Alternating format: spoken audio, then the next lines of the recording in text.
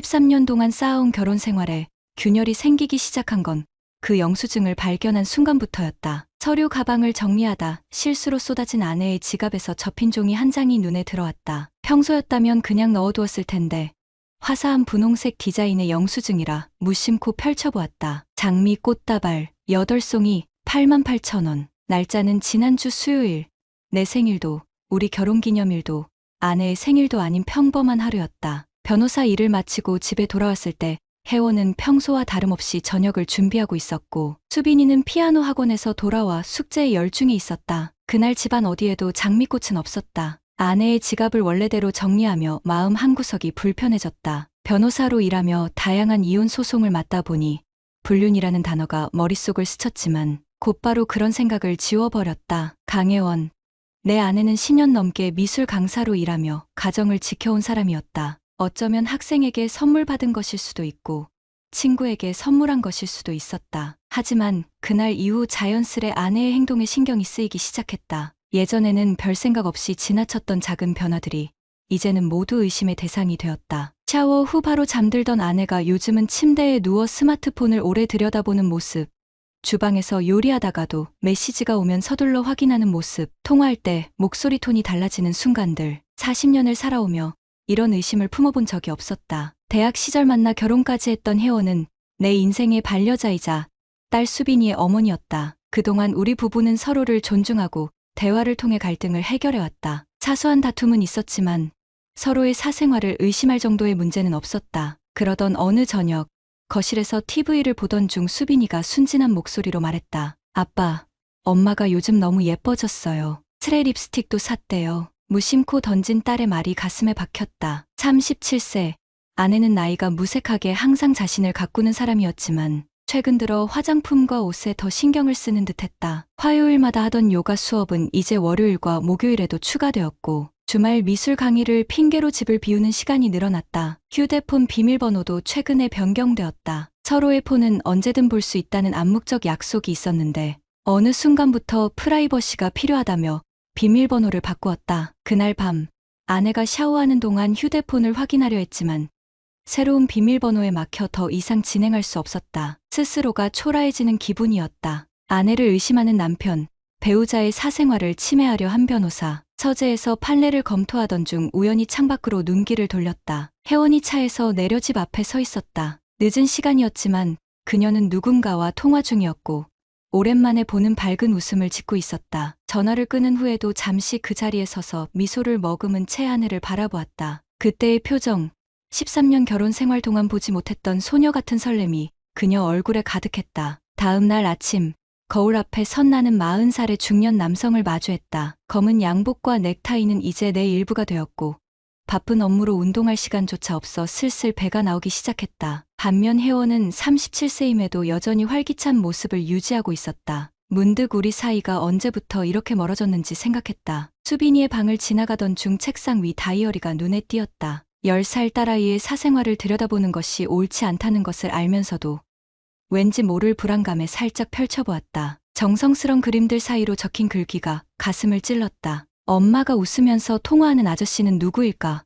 비밀인가 봐. 엄마한테 물어봤더니 그냥 일 얘기라고 했어. 딸의 다이어리를 조용히 다듬며 침착함을 유지하려 노력했다. 그동안 법정에서 수많은 증거와 증언을 분석하며 판단력을 길러왔지만 정작 내 가정에서 무슨 일이 벌어지고 있는지 제대로 보지 못했다. 아내와 직접 대화를 해야 했지만 질문을 던지는 순간 우리 관계가 돌이킬 수 없는 방향으로 흘러갈 것 같은 두려움이 엄습했다. 그날 저녁 혜원의 핸드폰이 울렸다. 미수렵회라는 발신자 이름이 화면에 떴다. 그녀는 서둘러 전화를 받고 베란다로 나갔다. 통화는 짧았지만 돌아온 그녀의 얼굴에는 미소가 가득했다. 주말에 전시회 준비로 좀 늦을 것 같아. 저녁 먹고 수빈이 좀 봐줘. 내 직감은 그것이 거짓말이라고 말하고 있었지만 증거는 없었다. 다만 식탁 위에 놓인 가족 사진 속 우리의 환한 웃음이 이제는 과거의 유물처럼 느껴졌다. 균열은 이미 시작되었고 내가 앞으로 마주하게 될 진실은 그 균열을 더 깊게 만들 것이란 예감이 들었다. 아내의 행동을 관찰하기 시작한 지 한 달이 지났다. 변호사로서 증거 수집에 익숙한 내가 이런 방식으로 아내를 의심하게 될 줄은 몰랐다. 하지만 마음속 불안은 점점 커져갔고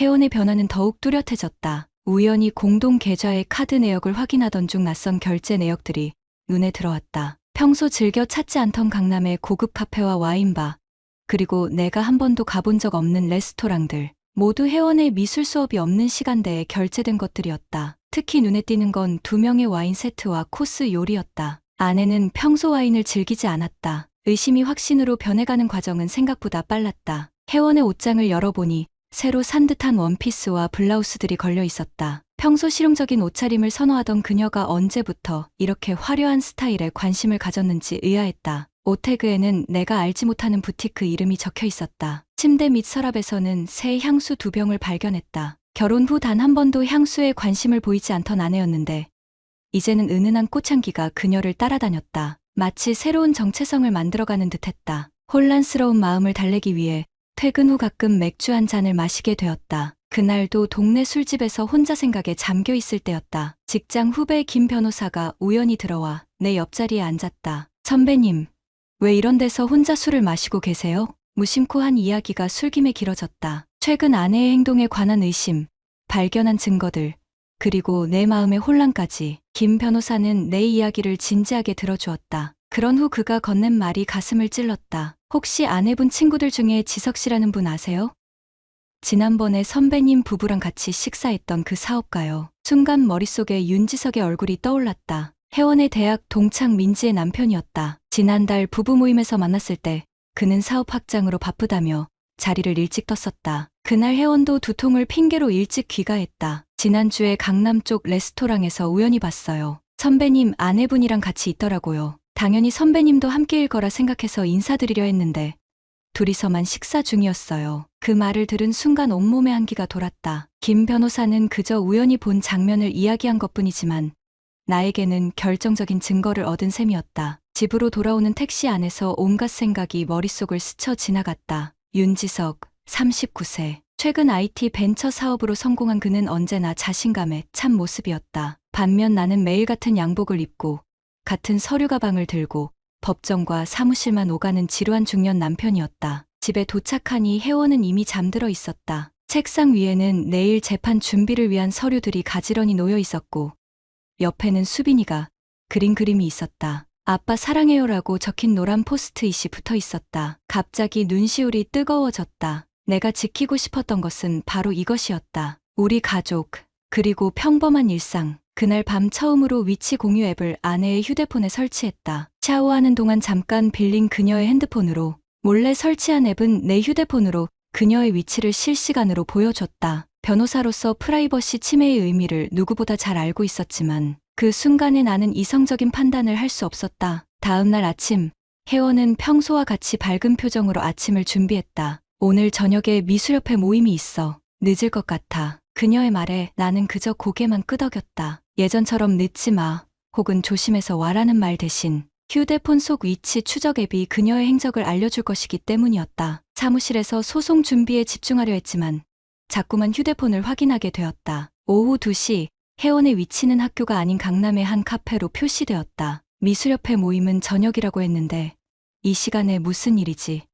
심장이 빠르게 뛰기 시작했다. 잠시 후 그녀의 위치가 백화점으로 이동했다. 2시간 동안 그곳에 머문 후 다시 학교로 돌아갔다. 잠시 안심했지만 저녁 시간이 다가올수록 불안은 다시 커져갔다. 어쩌면 내 의심이 모두 오해일지도 모른다는 생각도 들었다. 하지만 직감은 무언가 잘못되고 있다고 경고하고 있었다. 저녁 7시, 혜원의 위치는 미술협회가 아닌 청담동의 한 레스토랑으로 표시되었다. 참을 수 없는 충동에 휘말려 나는 사무실을 나섰다. 택시를 타고 그곳으로 향하면서도 내가 무슨 짓을 하고 있는지 자책했다. 하지만 이대로 모른 척할 수는 없었다. 레스토랑 앞에 도착했을 때 창문 너머로 그들의 모습이 보였다. 혜원과 윤지석, 창가 자리에 앉아 와인을 마시며 대화를 나누고 있었다. 윤지석이 무언가 말하자 혜원은 환하게 웃었다. 그리고 테이블 위로 뻗은 윤지석의 손이 아내의 손을 감쌌다. 그 순간의 친밀함은 단순한 친구 사이라고 변명할 수 없는 것이었다. 숨이 막혀왔다. 가슴 한구석이 무너져 내리는 듯했다.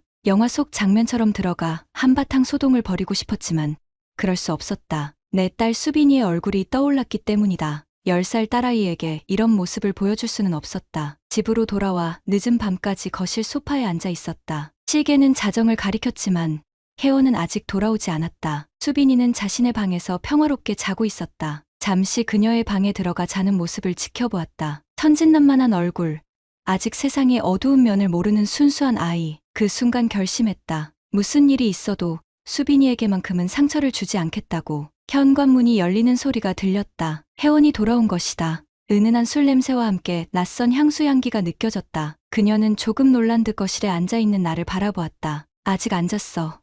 회의가 생각보다 길어졌네. 거짓말이 너무도 자연스러웠다. 13년 동안 신뢰했던 아내의 입에서 이토록 매끄러운 거짓말이 나올 줄은 몰랐다. 묻고 싶었다. 윤지석과의 관계, 그동안의 거짓말들, 그리고 우리 가족의 미래에 대해. 하지만 그 밤에는 아무 말도 할 수 없었다. 대신 미소를 지으며 침실로 향했다. 그날 밤 우리는 같은 이불 아래 등을 돌린 채 서로 다른 생각에 잠겨 있었다. 진실을 마주하는 것은 상상했던 것보다 훨씬 고통스러웠다. 레스토랑에서 목격한 장면 이후 일주일간 나는 아내를 관찰했다. 변호사로서 증거를 수집하듯 아내의 일상을 조각조각 모아 전체 그림을 완성해가는 과정이었다. 그 과정에서 내 마음도 조금씩 무너져갔다. 위치 추적 앱은 혜원의 행적을 고스란히 보여주었다. 화요일과 목요일, 그녀가 요가 수업이라 말했던 시간에 그녀는 항상 같은 호텔 근처에 있었다. 호텔 카페에서 시간을 보내다가 두세 시간 동안 위치 정보가 정지된 후 다시 나타나는 패턴이 반복되었다. 정확한 증거는 아니었지만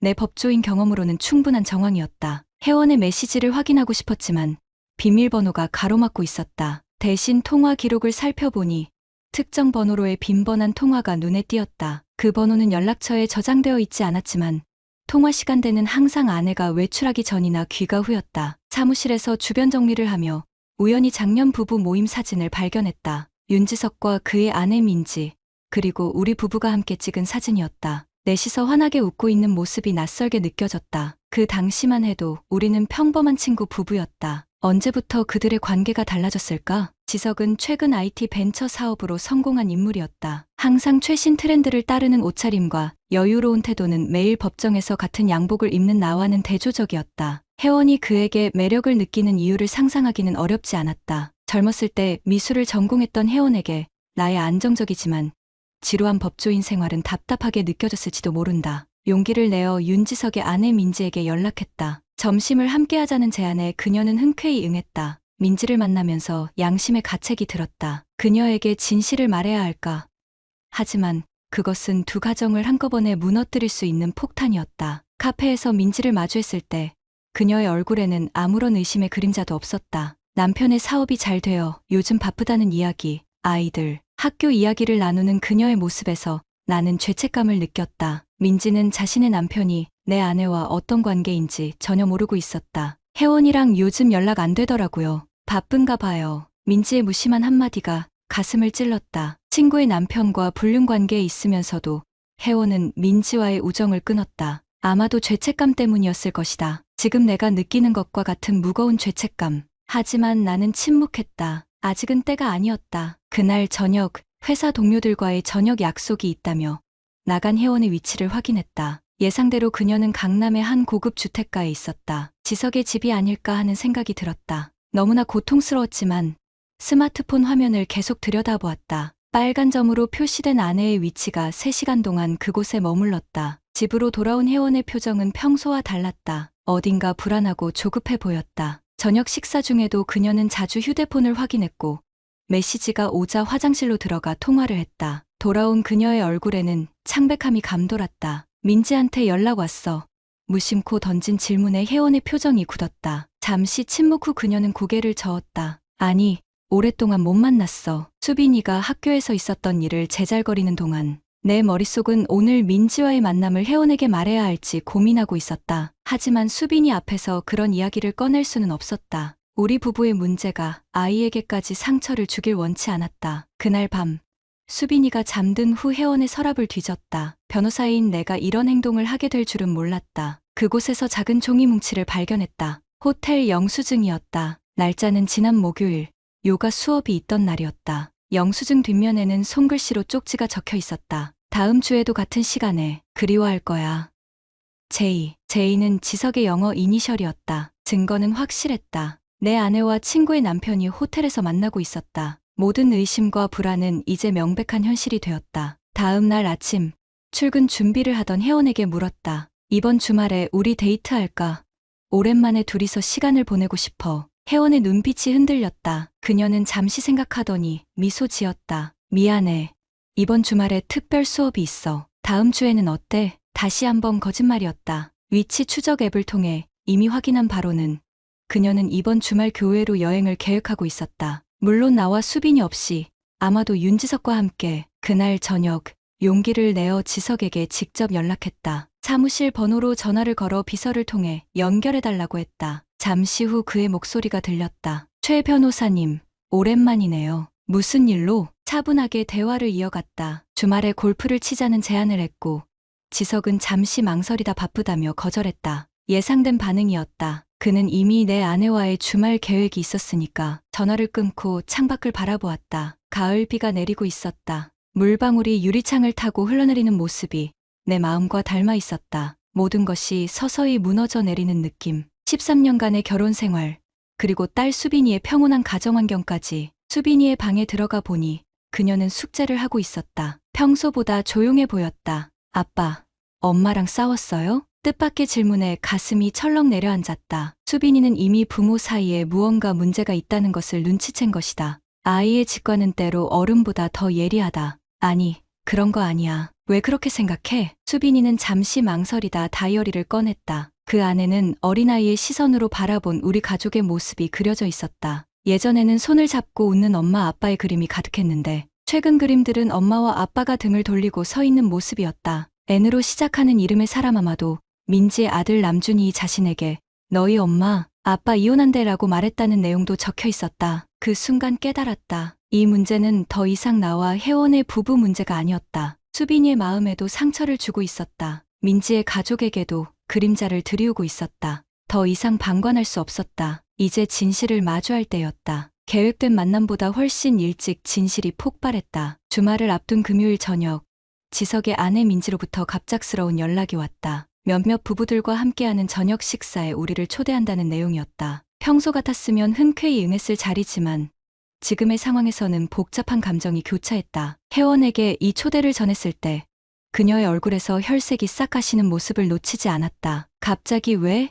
이번 주말에는 안 될 것 같은데. 혜원의 목소리에는 당혹감과 불안이 뒤섞여 있었다. 분명 그녀는 이번 주말 지석과의 계획이 물거품이 될까 걱정하고 있었다. 그녀의 눈을 똑바로 바라보며 말했다. 민지가 특별히 부탁했어. 지석이와 우리가 꼭 참석했으면 좋겠다고. 그 말에 혜원의 표정이 굳어졌다. 아마도 지석과 나, 그리고 그녀가 한자리에 있게 될 상황을 상상하고 있었을 것이다. 잠시 망설이던 그녀는 결국 마지못해 승낙했다. 메시지를 보내는 그녀의 손이 미세하게 떨리고 있었다. 저녁 모임이 있는 고급 레스토랑에 도착했을 때 이미 두 쌍의 부부가 자리에 앉아 있었다. 우리 부부를 환영하는 그들의 표정에서는 어떤 이상한 기색도 느껴지지 않았다. 잠시 후 민지가 도착했지만 지석은 아직 나타나지 않았다. 지석이는 곧 올 거야. 급한 미팅이 있다고 하더라고. 민지의 말에 혜원은 고개를 끄덕였지만 그녀의 눈빛은 불안으로 가득했다. 지석과 무슨 일이 있었는지 궁금해하는 듯했다. 식사가 시작되고 와인이 몇 잔 오갔지만 혜원은 거의 입을 열지 않았다. 그저 자리에 없는 지석을 향한 걱정, 어린 눈빛만 감추지 못했다. 1시간이 지나도 지석은 나타나지 않았다. 민지는 몇 번이나 전화를 걸었지만 받지 않았다. 그녀의 표정에도 점차 불안감이 스며들기 시작했다. 식사를 마치고 디저트가 나올 무렵 레스토랑 문이 열리며 지석이 들어왔다. 평소의 자신감 넘치는 모습과는 달리 그의 얼굴에는 피곤함과 당혹감이 역력했다. 미안해요, 모두. 일이 좀 있어서. 지석의 시선이 혜원에게 향했다가 급히 다른 곳으로 돌려졌다. 민지는 남편의 팔을 잡았지만 지석은 미소 한 번 짓지 않았다. 테이블에 앉은 그의 자세는 어색했고 손은 계속해서 와인잔을 만지작거렸다. 혜원 역시 고개를 숙인 채 음식만 바라보고 있었다. 모든 것이 이상했다. 테이블 위로 무거운 침묵이 내려앉았다. 민지가 먼저 입을 열었다. 지석아, 휴대폰 좀 빌려줄래? 내 배터리가 다 됐어. 갑작스러운 요청에 지석의 표정이 굳어졌다. 그는 잠시 망설이다 주머니에서 휴대폰을 꺼냈다. 그런데 전원이 꺼져 있었다. 민지는 의아한 표정으로 전원 버튼을 눌렀다. 화면이 켜지고 잠금 해제되자마자 메시지 알림음이 연달아 울렸다. 민지의 손가락이 자연스럽게 메시지를 열었다. 이게 뭐야? 민지의 목소리가 떨렸다. 화면에는 혜원이 보낸 메시지들이 가득했다. 오늘 만날 수 있어. 이번 주말 계획 어떻게 할까? 도윤이가 의심하는 것 같아. 조심해야 해. 그리고 마지막 메시지는 오늘 저녁 직전에 보낸 것이었다. 민지가 저녁 모임을 제안했어. 어떻게? 테이블 위로 폭탄이 떨어진 것 같았다. 민지의 얼굴이 창백해졌고 지석은 말을 잇지 못했다. 혜원은 고개를 푹 숙인 채 떨고 있었다. 다른 부부들은 어색한 침묵 속에서 서로 눈빛을 교환했다. 그러니까 너희 둘이. 민지의 목소리가 갈라졌다. 그녀의 눈에는 이미 눈물이 고여 있었다. 지석은 아내의 손을 잡으려 했지만 민지는 그의 손을 쳐냈다. 레스토랑 안의 모든 시선이 우리 테이블로 향했다. 내 안에 쌓였던 분노가 한순간에 폭발했다. 지석의 셔츠 깃을 움켜쥐고 벽으로 밀쳤다. 평소에 나답지 않은 행동이었지만 그 순간에는 이성적인 판단이 불가능했다. 지석은 저항하지 않았다. 오히려 그의 눈에는 체념의 빛이 어려 있었다. 미안하다. 정말 미안해. 그의 사과는 공허하게 울렸다. 주변 사람들이 우리를 말리려 했지만 이미 상황은 통제불능이었다. 민지는 테이블에서 일어나 혜원에게 다가갔다. 친구의 얼굴을 바라보는 그녀의 눈에는 배신감과 분노, 그리고 깊은 상처가 담겨 있었다. 어떻게 이럴 수 있어?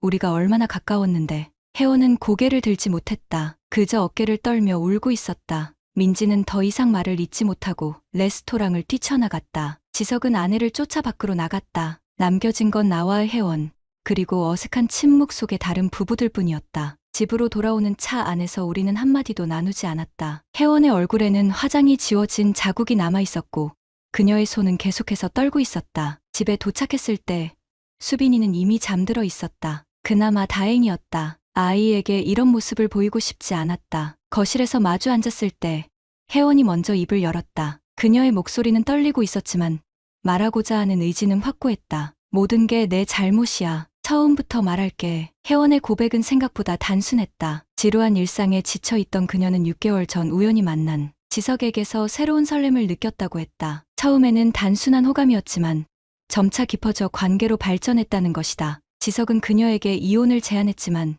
혜원은 수빈이 때문에 결정을 내리지 못했다고 했다. 나도 왜 이렇게 됐는지 모르겠어. 매일 같은 일상, 대화 없는 저녁 식사, 서로에게 무관심해진 우리 모습. 지석이는 내 말을 들어주고 내 꿈에 관심을 가져줬어. 그녀의 말 한마디 한마디가 칼처럼 가슴을 파고들었다. 언제부터 우리가 이렇게 멀어졌던 걸까? 바쁜 업무에 치여 아내의 마음을 살피지 못했던 나의 무관심이 이런 결과를 낳은 것은 아닐까? 그래서 넌 나와의 결혼 생활이 지루해서 다른 남자를 찾았다는 거야? 내 목소리에는 분노와 상처가 뒤섞여 있었다. 혜원은 고개를 저었다. 아니, 그런 단순한 문제가 아니야. 우리 사이에 있던 대화와 이해, 그리고 애정, 그런 것들이 언제부터인가 사라졌어. 지석이가 그걸 채워줬을 뿐이야. 침묵이 이어졌다. 밖에서는 비가 내리기 시작했다. 창문을 타고 흐르는 빗방울처럼 내 마음에도 슬픔이 차올랐다. 13년간의 결혼 생활, 소중한 딸 수빈이, 그리고 한때는 깊은 사랑으로 맺어졌던 우리의 인연, 이 모든 것들이 이제 산산조각 나버린 것만 같았다. 수빈이는 어떻게 할 거야? 혜원의 눈에 다시 눈물이 고였다. 그녀에게 있어서도 딸은 가장 소중한 존재였다. 아무리 다른 남자에게 마음이 기울었다 해도 모성만큼은 부정할 수 없을 것이다. 나도 모르겠어. 수빈이에게 이런 상처를 주고 싶지 않아. 그날 밤 나는 서재 소파에서 잠을 청했다. 머릿속은 복잡한 생각들로 가득했다. 이혼을 해야 할까? 아니면 용서하고 다시 시작해야 할까? 수빈이를 위해서라도 가정을 지켜야 하는 걸까? 답은 나오지 않았다. 다음 날 아침, 수빈이는 평소와 다른 분위기를 감지했는지 조용히 아침을 먹었다. 그녀의 눈에는 불안과 질문이 가득했지만 아무 말도 하지 않았다. 등교 시간이 되자 혜원이 데려다 주겠다고 했다. 수빈이는 잠시 망설이다. 내 손을 꼭 잡았다. 아빠, 오늘 일찍 와요?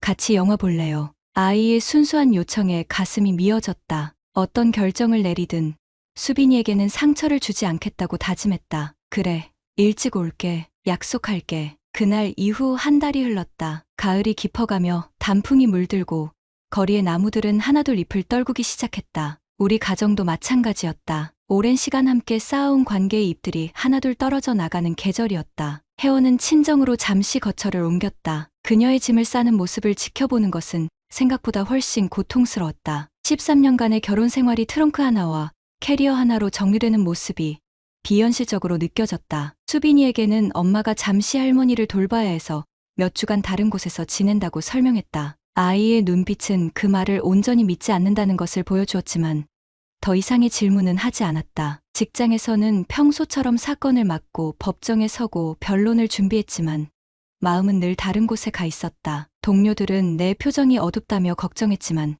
누구에게도 가정사를 털어놓지 않았다. 저녁이면 텅 빈 집으로 돌아와 수빈이와 둘이서 식사를 했다. 아이는 어른스럽게 행동하며 집안일을 도왔고 때로는 내게 위로의 말을 건네기도 했다. 아빠, 엄마 언제 돌아와요? 수빈이의 질문에 명확한 답을 줄 수 없었다. 그저 상황을 지켜봐야 한다는 애매한 대답만 할 뿐이었다. 아이의 눈에서 그림자가 점점 짙어지는 것이 보였다. 학교 선생님으로부터 수빈이가 수업 시간에 집중하지 못하고 친구들과 어울리지 않는다는 연락을 받기도 했다. 윤지석과 민지 부부의 소식도 간간히 들려왔다. 민지는 결국 지석과의 이혼을 결심했다고 했다. 공통 지인을 통해 들은 이야기로는 지석은 회사를 정리하고 타지로 떠날 준비를 하고 있다고 했다. 그가 혜원에게 연락하는지는 알 수 없었다. 사실 알고 싶지도 않았다. 변호사인 내가 정작 자신의 이혼 문제는 어떻게 처리해야 할지 결정하지 못하고 있었다. 매일 밤 결혼사진을 바라보며 깊은 고민에 빠졌다. 이미 깨진 신뢰를 다시 회복할 수 있을까? 수빈이를 위해 형식적인 가정을 유지하는 것이 옳을까? 혹은 모든 것을 정리하고 새로운 시작을 해야 할까? 한 가지 확실한 것은 혜원 없는 생활에 적응하기 시작했다는 점이었다. 처음에는 매 순간 그녀의 빈자리가 느껴졌지만 시간이 지날수록 그 공허함에 익숙해져 갔다. 수빈이와 함께하는 시간이 더 소중해졌고 아이와 더 깊은 대화를 나누게 되었다. 법정 밖에서는 부드러운 아버지가 되어 딸의 마음을 더 세심하게 살폈다. 그러던 어느 저녁 예고 없이 혜원이 찾아왔다. 그녀의 얼굴은 한 달 전보다 훨씬 수척해져 있었고 화려한 화장 대신 소박한 모습이었다. 수빈이는 엄마를 보자마자 달려가 안겼다. 오랜만에 보는 딸의 웃음소리가 집안에 울려 퍼졌다. 수빈이가 잠든 후 거실에서 혜원과 마주 앉았다. 창밖으로는 가로등 불빛만이 어둠을 밝히고 있었다. 그녀는 조용히 우리의 미래에 대해 이야기를 시작했다. 지석과의 관계는 완전히 끝났다고 했다. 친정에서 지내는 동안 자신의 잘못을 깊이 뉘우쳤고 가족의 소중함을 다시 한번 깨달았다고 했다. 다시 시작할 수 있을까? 그녀의 질문은 간단했지만 답은 결코 쉽지 않았다. 내 마음속에는 여전히 그녀에 대한 사랑이 남아있었다. 하지만 배신의 상처와 불신도 공존하고 있었다. 완전한 용서가 가능할지, 과거의 기억들을 뒤로하고 새로운 미래를 함께 그려나갈 수 있을지 확신이 서지 않았다. 천천히 생각해보자. 당장 결정할 필요는 없어. 그날 이후 혜원은 주말마다 집에 와서 수빈이와 시간을 보냈다. 처음에는 어색했지만 차츰 우리는 부모로서의 역할에 충실하며 대화의 통로를 다시 열어갔다. 아이의 웃음소리가 집안에 다시 울려 퍼지는 것만으로도 위안이 되었다. 수빈이의 심리상담 선생님은 부모의 관계가 어떻게 되든 아이에게는 두 사람 모두의 사랑과 안정감이 필요하다고 조언했다. 부부의 문제와 부모의 역할을 분리해서 생각하라는 말에 깊이 공감했다. 혜원도 이 점에 동의했고 수빈이의 정서적 안정을 최우선으로 생각하기로 했다. 한 달이 더 지났을 때 혜원이 자신의 작은 미술 공방을 열게 되었다는 소식을 전했다. 오랫동안 꿈꿔왔던 일을 시작한다면서 환하게 웃는 그녀의 모습에서 예전의 열정을 발견할 수 있었다. 그녀는 자신의 정체성을 찾아가는 과정에서 남편인 내게 기대지 않고 스스로 서려는 노력을 하고 있었다. 어느 주말 수빈이의 제안으로 셋이서 동물원에 가게 되었다. 전처럼 손을 잡고 다니진 않았지만 함께 웃고 대화하는 시간은 오랜만에 느끼는 평화로운 순간이었다. 수빈이의 표정도 한결 밝아졌고 학교 성적도 다시 오르기 시작했다. 동물원 벤치에 앉아 아이스크림을 먹던 중 혜원이 진지한 표정으로 말을 꺼냈다. 도윤아, 내가 한 일은 용서받기 어려운 거라는 걸 알아. 하지만 우리 가족을 위해 다시 한번 기회를 달라고 부탁하고 싶어. 그녀의 눈에는 진심이 담겨 있었다. 수빈이는 멀리서 원숭이를 구경하며 즐거워하고 있었다. 내 마음은 여전히 복잡했지만 한 가지 분명해진 것이 있었다. 과거에 집착하기보다는 수빈이의 행복과 미래를 위해 현명한 결정을 내려야 한다는 점이었다. 우리는 부부 상담을 받기 시작했다. 전문가의 도움을 받아 서로의 상처와 기대, 그리고 앞으로의 방향에 대해 솔직하게 대화했다. 혜원은 자신의 불륜 이유를 단순히 외부 요인 탓으로 돌리지 않고 내면의 공허함과 자아 정체성의 혼란에서 비롯되었다고 인정했다. 나 역시 아내의 감정과 욕구에 무심했던 점을 인정하고 반성했다. 상담사는 관계 회복에는 시간이 필요하다고 했다. 신뢰는 하루아침에 무너질 수 있지만 다시 쌓는 데는 오랜 시간과 노력이 필요하다는 것이다. 우리는 그 말에 동의하며 서두르지 않기로 했다. 오늘은 혜원이 공방 오픈 파티를 하는 날이다. 수빈이와 함께 꽃다발을 준비해 공방으로 향했다. 혜원이 직접 디자인한 도자기들과 그림들이 전시된 공간은 그녀의 정체성과 취향이 고스란히 담겨 있었다. 그곳에서 활짝 웃고 있는 그녀의 모습은 오랜만에 보는 진정한 행복이었다. 예쁜 꽃이네요. 어디서 샀어요? 혜원이 꽃다발을 받으며 물었다. 나는 미소를 지으며 대답했다. 우리 동네 꽃집이야. 영수증 필요해? 우리는 서로를 바라보며 웃었다. 그 작은 농담에는 지난 상처를 뛰어넘으려는 의지가 담겨 있었다. 수빈이는 엄마의 작품들을 구경하며 즐거워했고 지인들의 축하 속의 파티는 성공적으로 진행되었다. 결혼 반지를 다시 끼게 될지 혹은 완전히 다른 길을 걷게 될지는 아직 모른다. 하지만 한 가지 확실한 것은 이제 우리는 과거의 실수에서 교훈을 얻고 더 성숙한 관계를 향해 나아가고 있다는 점이다. 수빈이를 위해서가 아니라 우리 자신의 행복을 위해서 말이다. 돌아오는 길.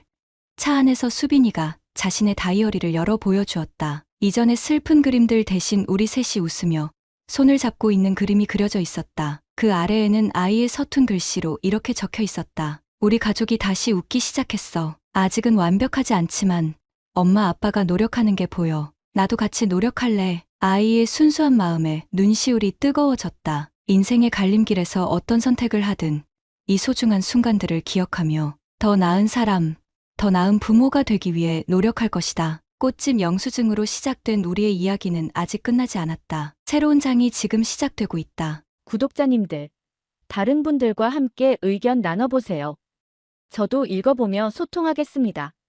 3년을 살면서 이런 기분을 느껴본 적이 없었다. 뭔가 어긋나고 있다는 느낌. 하지만 뭐가 잘못된 건지 정확히 집어낼 수 없는 답답함. 마치 사업할 때 장부가 안 맞는데 어디서 틀렸는지 모르는 것처럼. 선미가 달라지기 시작한 건 언제부터였을까? 작년 가을쯤부터였나? 여보, 이번 주 토요일에 동창회 모임 있어서 좀 늦을 것 같아. 처음에는 대수롭지 않게 생각했다. 51살 여자가 친구들과 만나서 스트레스 푸는 게 뭐가 이상한가? 나야 사업 때문에 주말에도 현장 나가는 일이 많으니까 선미도 나름대로 시간을 보내는 게 당연하다고 여겼다. 그런데 한 달에 한 번이던 모임이 2번이 되고 3번이 되더니 이제는 매주 토요일마다 나간다. 그것도 문제지만 더 이상한 건 선미의 변화였다. 예전에는 집에서 편한 옷만 입고 다니던 사람이 이제는 동네 마트 가는데도 화장을 한다. 명품 향수도 새로 샀다. 샤넬이라는 브랜드였는데 가격을 보고 깜짝 놀랐다. 20만 원이 넘었다. 이거 언제 산 거야?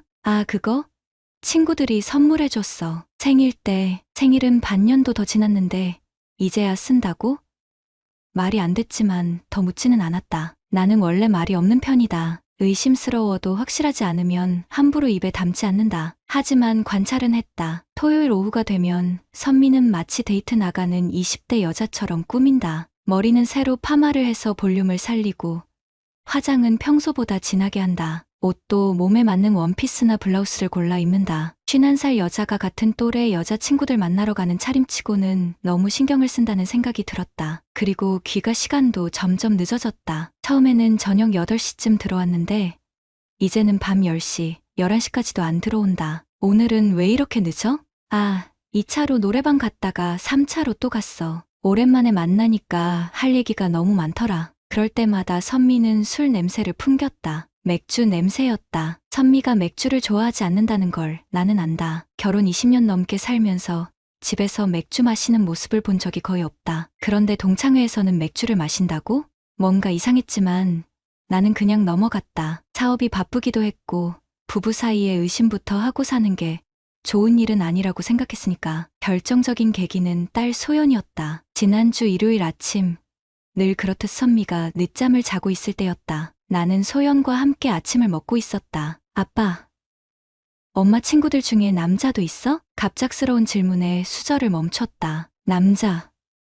왜? 어제 엄마가 전화 받는 소리를 들었는데 목소리가 남자 같았어. 그것도 젊은 남자. 소연은 26살이다. 목소리만 들어도 또래인지 아닌지 구분할 수 있을 나이다. 뭐라고 하던데? 잘 안 들렸는데 오빠라고 부르는 것 같았어. 그리고 다음에 또 만나자는 말도 했고.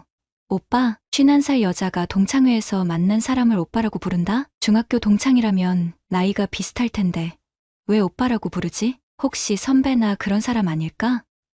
글쎄, 목소리가 진짜 젊었어. 우리 또래 같았다고. 우리 또래, 즉 20대. 그 순간 뭔가 차가운 것이 등골을 타고 올라왔다. 이상하다고 생각했던 모든 것들이 하나의 그림으로 맞춰지기 시작했다. 주말마다 나가는 모임, 과도한 화장과 옷차림, 늦은 귀가 시간, 맥주 냄새, 그리고 젊은 남자의 목소리. 나는 아무 말 없이 아침을 마저 먹었다. 소연도 내 표정을 보고는 더 이상 묻지 않았다. 그날부터 나는 선미를 다시 보기 시작했다. 아니, 정확히는 관찰하기 시작했다. 월요일 아침, 선미가 샤워하는 동안 휴대폰을 확인해봤다. 잠금은 걸려 있었지만 카카오톡 미리 보기는 볼 수 있었다. 누나, 어제 정말 고마웠어요. 다음 주도 기다릴게요.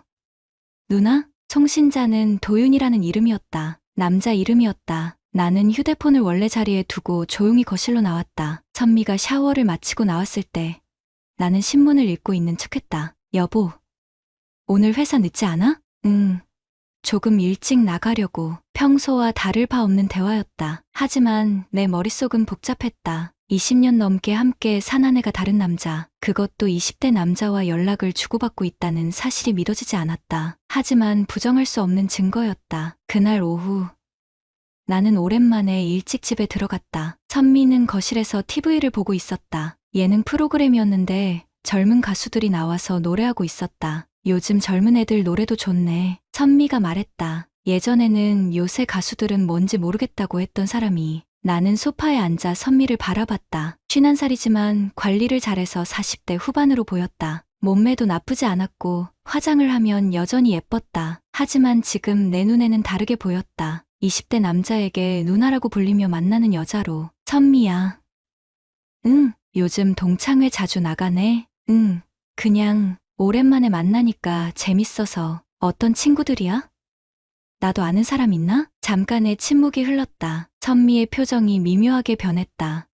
그냥 중학교 때 같은 반이었던 애들이야. 너는 모를 거야. 거짓말이었다. 중학교 동창이라면 다 50대인데 왜 20대 남자가 있지? 나는 더 이상 묻지 않았다. 확실한 게 아니면 함부로 말하지 않는 게 내 방식이었다. 하지만 이제는 확인해야 할 때가 온 것 같았다. 그날 밤 선미가 먼저 잠자리에 들었다. 나는 거실에 앉아 생각에 잠겼다. 53년을 살면서 이런 상황을 겪어본 적이 없었다. 사업에서는 항상 확실한 증거와 계획을 세워서 움직였는데 가정에서는 어떻게 해야 할지 몰랐다. 하지만 한 가지는 확실했다. 더 이상 모른 척할 수는 없다는 것. 토요일이 다가오고 있었다. 선미가 또 동창회에 나갈 날이. 이번에는 확인해보기로 했다. 내 아내가 정말 동창회에 가는 건지 아니면 다른 곳에 가는 건지. 토요일 오후 2시 선미가 나갈 준비를 하고 있었다. 평소보다 더 신경 써서 화장하는 모습을 거실에서 지켜봤다. 파운데이션을 2번이나 발랐고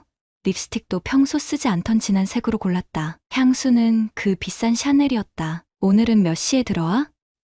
글쎄, 저녁 먹고 올 것 같아. 10시쯤? 어디서 만나는데? 강남 쪽 레스토랑에서.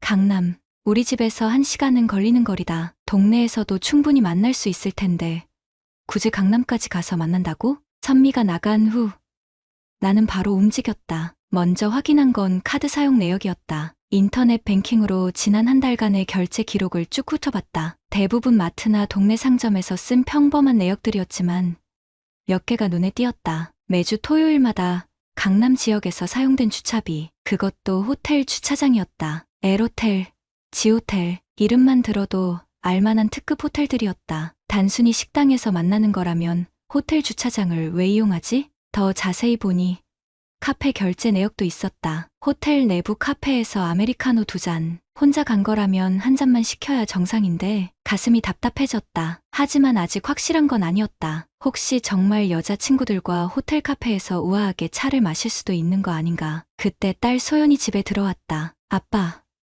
엄마는? 나갔어. 동창회. 소연이 냉장고에서 물을 꺼내 마시더니 말했다. 아빠. 제가 하나 더 말씀드릴 게 있어요. 뭔가 진지한 톤이었다. 지난주에 엄마가 헬스장 얘기하시는 거 들었어요. 전화로요. 헬스장? 네, 트레이너 선생님이 정말 잘 가르쳐 주신다고 하면서. 그런데 목소리가 너무 즐거워 보였어요. 그냥 운동 얘기하는 목소리가 아니라 헬스장, 트레이너. 그제서야 퍼즐 조각이 맞춰지기 시작했다. 선미가 6개월 전부터 헬스장에 다니기 시작했다는 걸 기억했다. 갑자기 몸매 관리에 신경 쓰기 시작했다고 하면서 소연아, 엄마가 다니는 헬스장 어디야? 강남에 있는 곳이에요. 집에서 좀 멀죠. 강남, 또 강남이었다. 소연이 나간 후 나는 선미의 옷장을 뒤져봤다. 죄책감이 들었지만 이제 확인하지 않으면 안 될 상황이었다. 평소 입지 않던 운동복들이 여러 벌 있었다. 그것도 몸에 딱 맞는 스타일의 레깅스와 크롭탑들. 51살 여자가 입기엔 좀 야하다는 생각이 들 정도였다. 그 중에서 작은 쪽지 하나를 발견했다. 운동복 주머니에 들어있던 헬스장 로커 번호였는데 뒷면에 손글씨로 적힌 메모가 있었다. 도윤쌤 0105-847 도윤. 카카오톡에서 봤던 그 이름이었다. 나는 그 번호를 인터넷에 검색해봤다. 요즘 세상에는 전화번호만으로도 신원을 어느 정도 파악할 수 있는 방법들이 있다. SNS 계정을 찾거나 인터넷 쇼핑몰 리뷰 같은 곳에서 흔적을 찾을 수 있다. 30분 정도 검색한 끝에 인스타그램 계정을 찾았다. Gym Trainer 도윤이라는 아이디였다. 프로필 사진을 보는 순간 충격이었다. 정말 젊었다. 20대 후반 정도로 보이는 남자였다. 근육질 몸매에 잘생긴 외모, 그리고 프로필 소개에는 퍼스널 트레이너, 강남 GS클럽이라고 적혀 있었다. GS클럽, 선미가 다니는 그 헬스장이었다. 게시물들을 보니 더 기가 막혔다. 20대 여자들과 찍은 사진들도 있었지만 유독 중년 여성들과 찍은 사진이 많았다. 그것도 다 예쁘게 나온 각도로. 댓글들도 의미심장했다. 오늘도 도윤쌤 덕분에 즐거운 운동. 쌤이랑 운동하면 시간 가는 줄 몰라요. 전형적인 중년 여성들의 댓글 톤이었다. 나는 휴대폰을 내려놓고 소파에 기댔다. 머릿속이 복잡했다. 내 아내가 나보다 24살 어린 남자와, 그것도 내 딸보다 3살밖에 차이 안 나는 남자와 뭔가 하고 있다는 사실이 현실로 다가왔다. 저녁 8시쯤 선미에게서 연락이 왔다. 여보, 좀 늦을 것 같아. 친구들이랑 2차 가기로 했어. 어디로? 노래방, 강남 쪽에. 또 거짓말이었다. 강남에서 노래방을 간다면서 목소리에는 전혀 술 마신 기색이 없었다. 오히려 들뜬 목소리였다. 몇 시쯤 들어올 건데? 11시쯤?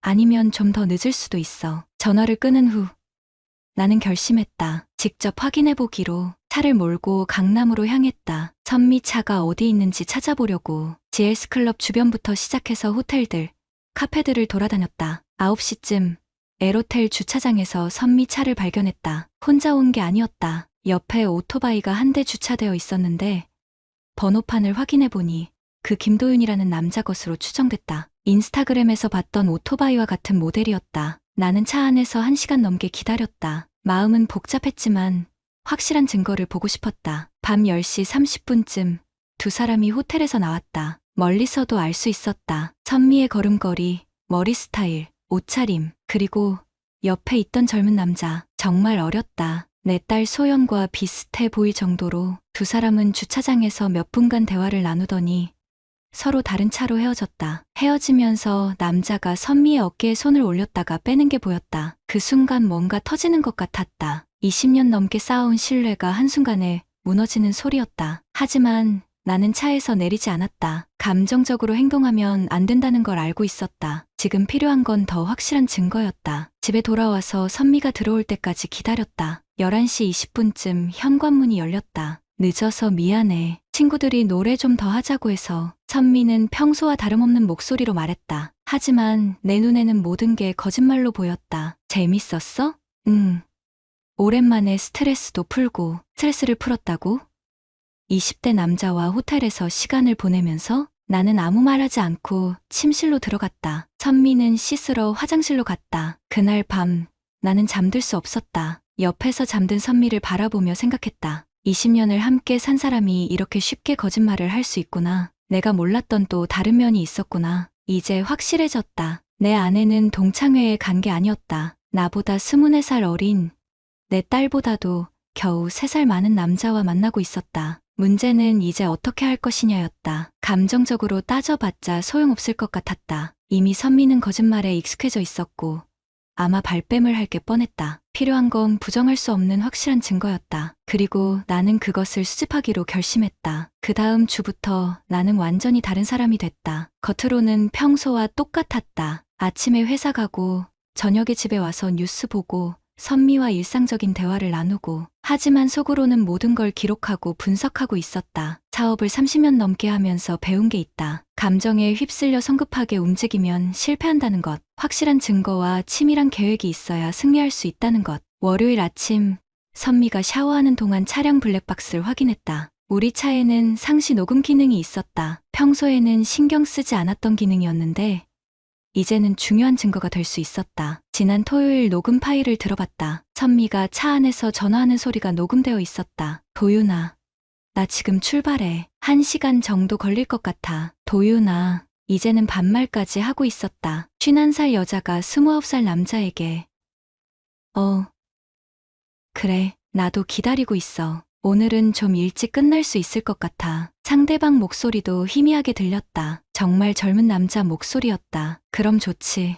오늘은 뭐 할 거야? 누나가 좋아하는 거 하면 되지. 난 누나랑 있으면 뭐든 좋아. 가슴이 메스꺼워졌다. 하지만 참았다. 이건 법정에서도 통할 만한 확실한 증거였다. 화요일에는 카드 사용 내역을 더 자세히 분석했다. 지난 6개월간의 모든 결제 기록을 엑셀 파일로 정리했다. 패턴이 보였다. 매주 토요일 강남 지역에서의 주차비, 호텔 카페 결제, 그리고 가끔씩 나타나는 모텔 주차비까지. 금액은 작았지만 빈도가 문제였다. 거의 매주였다. 수요일 저녁, 딸 소연과 진지한 대화를 나눴다. 소연아, 아빠가 물어볼 게 있는데. 네.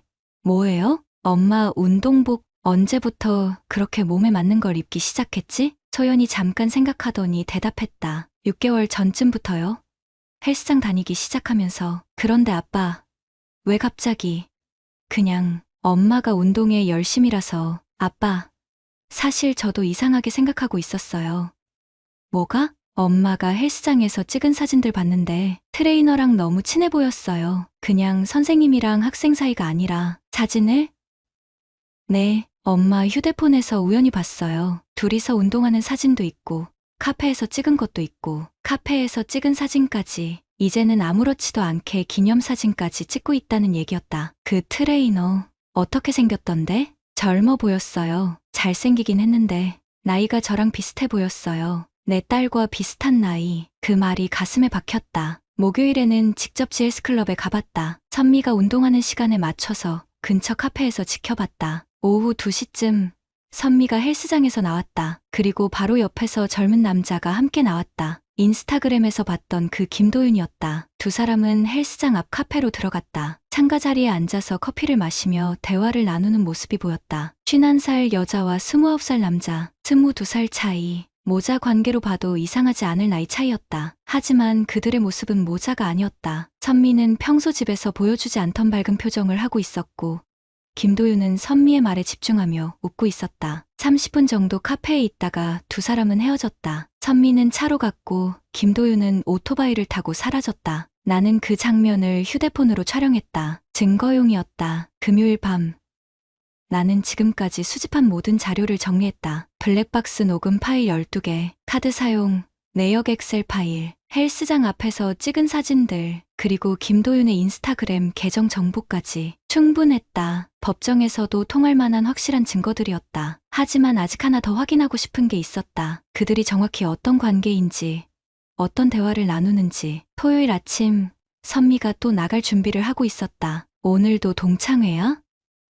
응. 오늘은 좀 일찍 갈 것 같아. 점심 때부터 친구가 새로 연 카페 구경하러 가기로 했어. 또 거짓말이었다. 하지만 이번에는 그냥 웃으며 대답했다. 재밌게 놀다 와. 선미가 나간 후 나는 바로 차를 몰고 뒤따라갔다. 이번에는 좀 더 가까이에서 지켜보기로 했다. 에로텔 주차장에서 선미 차를 발견했다. 예상대로였다. 나는 호텔 로비 카페에 들어가서 구석진 자리에 앉았다. 선미와 김도윤이 들어올 때까지 기다렸다. 오후 1시쯤 두 사람이 나타났다. 호텔 객실에서 내려온 것 같았다. 엘리베이터에서 나와서 카페로 들어왔다. 나는 신문으로 얼굴을 가리고 그들을 관찰했다. 누나, 오늘 정말 좋았어. 이런 시간이 계속 있었으면 좋겠어. 김도윤이 말했다. 목소리가 선미에게 완전히 빠져있는 톤이었다. 나도 도윤이랑 있으면 정말 행복해. 집에서는 느낄 수 없는 기분이야. 집에서는 느낄 수 없는 기분이라고?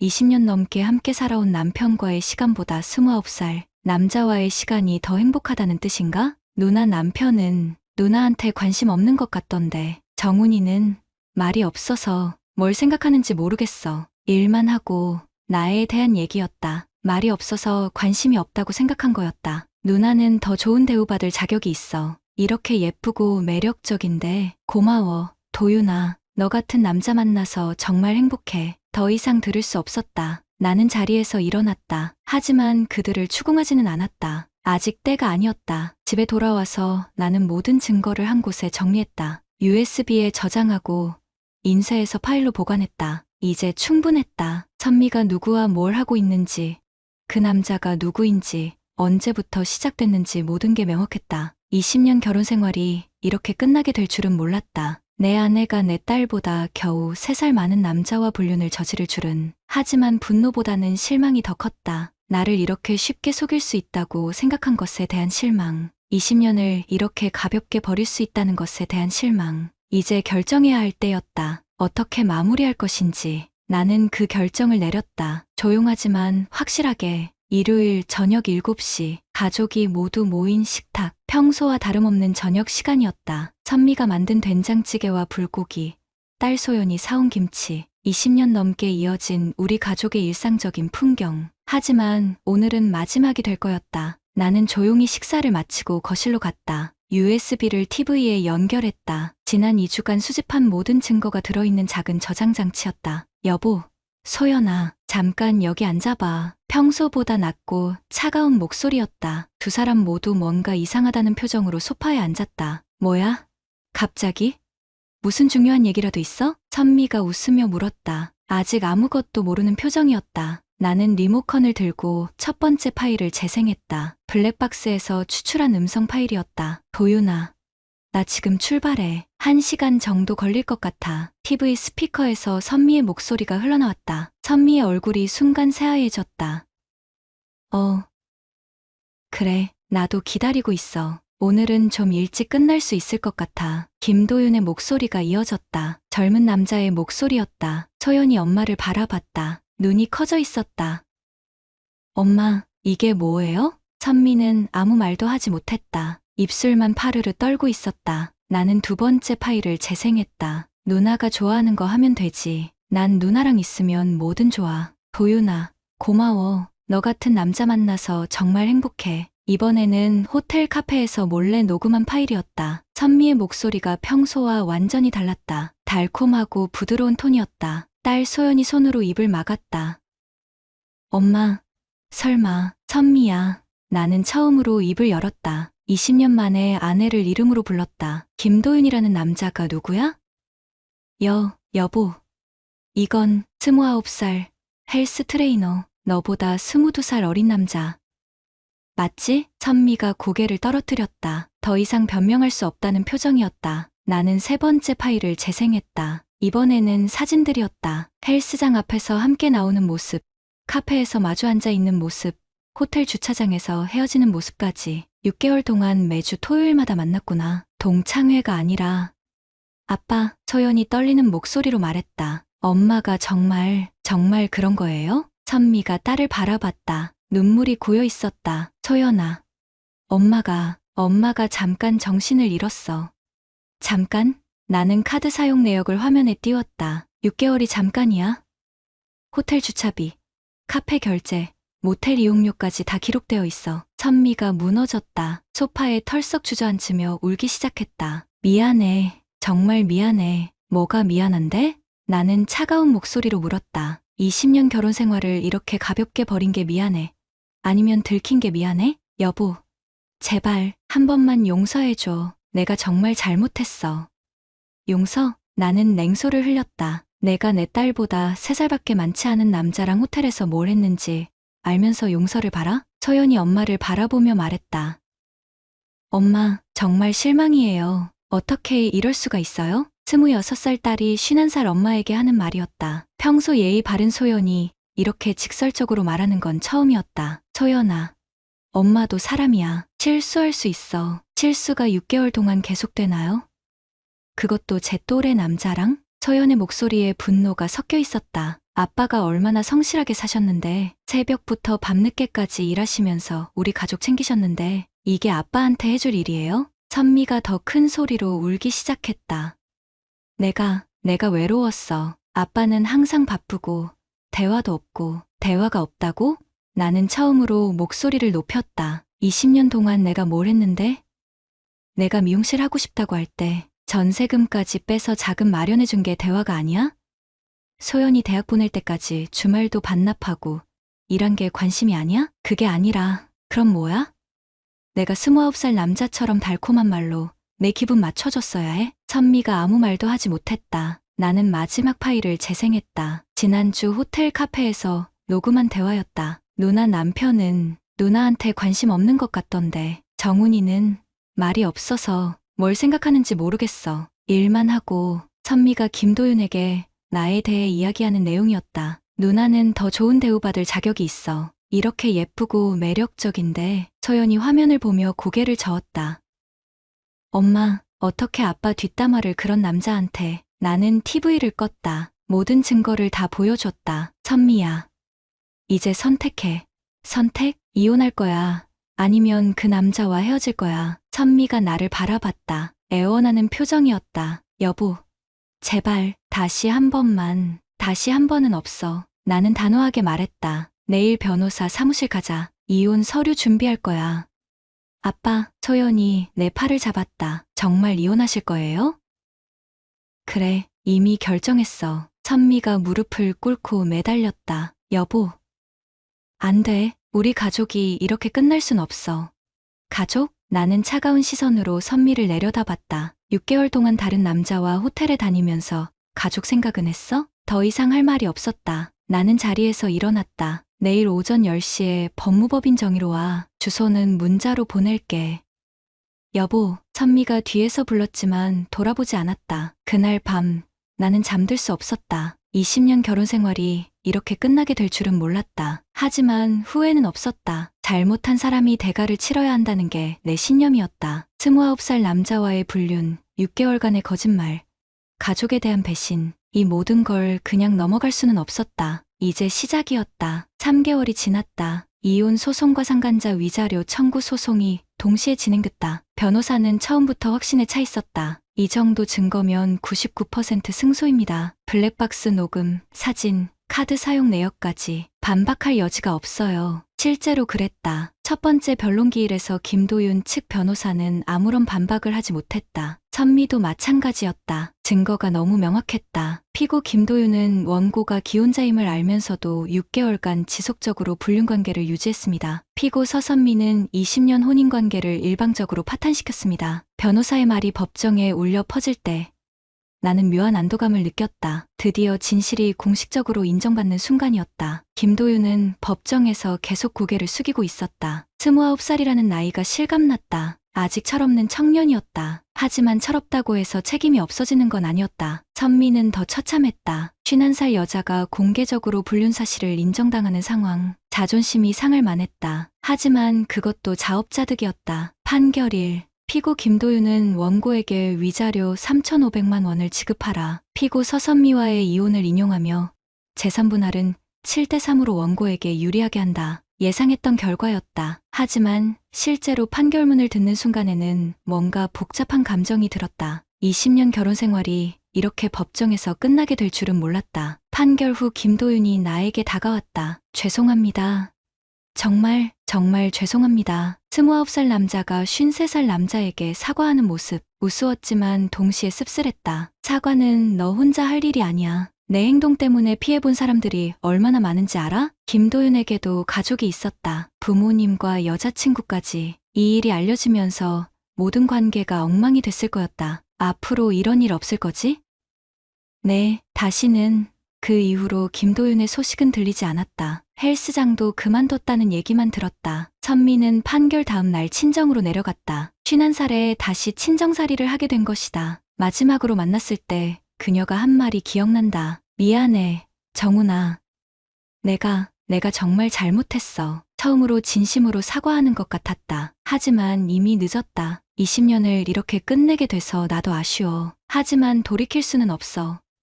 혹시 나중에라도 없어. 다시는 연락하지 마. 단호하게 선을 그었다. 망설이면 안 된다는 걸 알고 있었다. 가장 큰 변화는 딸 소연과의 관계였다. 아빠, 정말 잘하셨어요. 소연은 처음부터 내 편이었다. 엄마의 불륜을 더 용납할 수 없어 했다. 26살인 제가 봐도 말이 안 되는 일이었어요. 어떻게 제 또래 남자랑. 소연아, 엄마 욕은 하지 마. 아빠는 정말 대인배세요. 저였으면 더 화났을 거예요. 이혼 후 소연과 나는 더 가까워졌다. 주말에는 함께 등산도 가고 영화도 보고 20년 넘게 놓쳤던 아버지와 딸의 시간을 되찾는 기분이었다. 아빠, 새로 만날 분 생각은 없으세요? 아직은. 혼자 사는 것도 나쁘지 않더라. 실제로 그랬다. 53년을 살면서 처음으로 온전히 나만의 시간을 갖게 됐다. 자유로웠다. 경제적으로도 여유가 생겼다. 위자료 3,500만 원을 받아냈고 재산 분할도 유리하게 끝났다. 무엇보다 선미가 쓰던 생활비가 절약됐다. 회사에서도 시선이 달라졌다. 정 대리, 정말 대단하시네요. 저였으면 중간에 포기했을 텐데 포기할 이유가 없었어요. 잘못한 건 잘못한 거니까. 동료들이 나를 보는 눈에는 존경이 담겨 있었다. 예전에는 말 없는 사람 정도였다면 이제는 원칙이 있는 사람으로 평가받고 있었다. 요즘에는 새로운 취미도 생겼다. 독서였다. 특히 자기계발서를 많이 읽었다. 53살의 새로운 시작을 위해서. 지난주에는 같은 상황을 겪고 있다는 후배가 찾아왔다. 선배님, 어떻게 하셨어요?